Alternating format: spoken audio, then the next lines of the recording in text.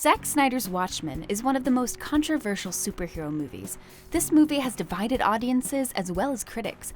It is not Snyder's only film that received a mixed response from the viewers, however. People who liked Watchmen think of it as the greatest superhero movie ever made. And those who didn't like it find it completely awful. But the question is why this movie received two extremely opposite responses. Snyder's Watchmen takes a critical approach to superhero movies by exploring the dark side of the characters. The movie establishes the fact that fictional characters are not black or white only, and are gray after all. Let's see why Zack Snyder's Watchmen stands as one of the deepest superhero movies ever made. The city's afraid of me. I've seen its true face. The movie opens up in an alternative reality America, the year 1985. Superheroes are an essential part of everyday American life. Americans are so dependent on superheroes that in 1960 the government used them to win the war against Vietnam.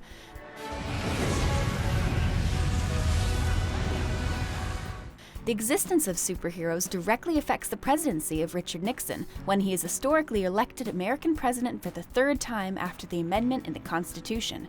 Dr. Manhattan uses his superhero abilities to provide strategic benefits to the United States against the Soviets in the Cold War.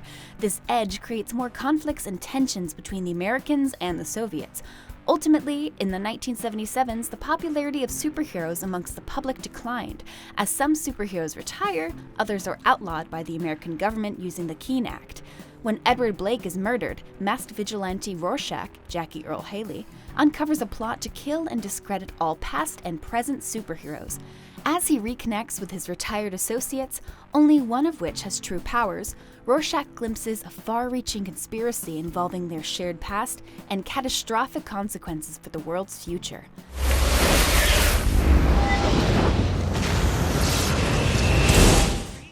The movie adopts a darker shade when Dr. Manhattan exiles himself to Mars after he is accused of giving his colleagues cancer. This shows the alternative image of a superhero. Instead of proving his innocence, like it would happen in most of the movies, Manhattan leaves the Earth. Superheroes are projected strongly and furiously. Crawl back in your holes before you get hurt! In the comic, Alan Moore challenged the cliché image of a superhero and dug deep into his emotions. Snyder explored the depth of his character by highlighting his embarrassment, hurt, and weakness. The same superhero who helped the government in winning the Vietnam War decides to leave the Earth. In the world of awfully brave superheroes, Snyder projects a rather cowardly side of Dr. Manhattan as he leaves his people in turmoil. In his actions, 15 million people are killed as he makes a difficult decision that has to be made in order to reach prosperity.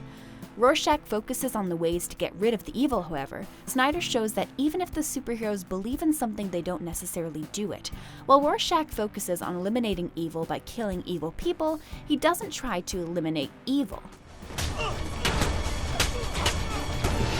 The only person with whom I felt any kinship died 300 years before the birth of Christ.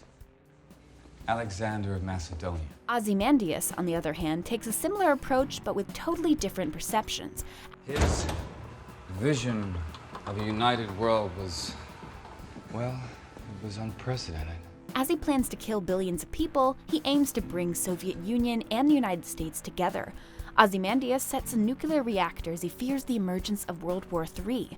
He aims to create mass nuclear destruction so the two opponents responsible for creating political chaos can come together.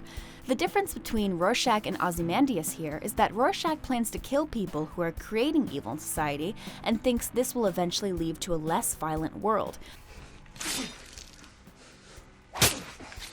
Whereas Ozymandias is ready to murder billions of innocent people in order to bring the world all together. Here, Rorschach is desperate in his attempt, whereas Ozymandias is hopeful. Snyder highlights morally complicated characters who are bound to their own prejudices and ideologies. In the events in the movie, it is revealed that the comedian is Uspexic's father as he raped her mother. A cruel projection of a rapist superhero is shocking to the audience.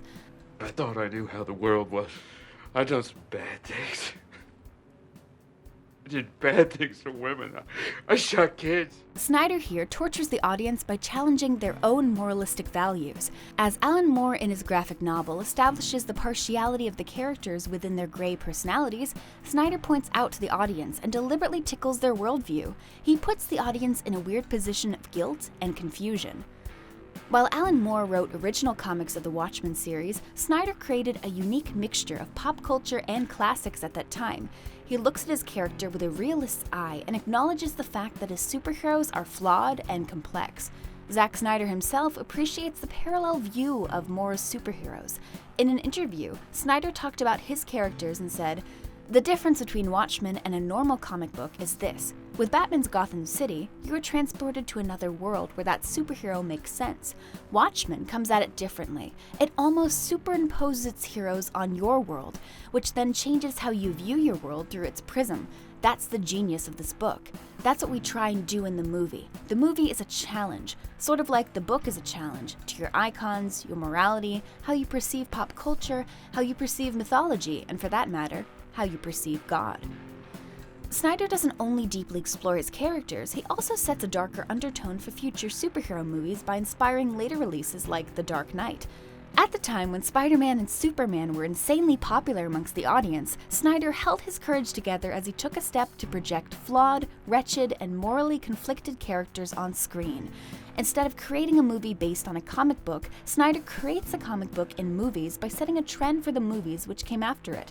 Of this, Snyder uses the idea of nostalgia to show self-advocacy characters. Instead of blindly adapting to Moore's graphic novel, Snyder takes a distinctive approach while developing his character.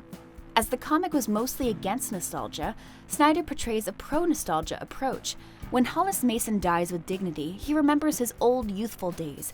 The fight scene only reinforces Mason's rose-tinted vision of the past, as he really was just as heroic as he thinks he was, which is the negation of Moore's idea in the comic.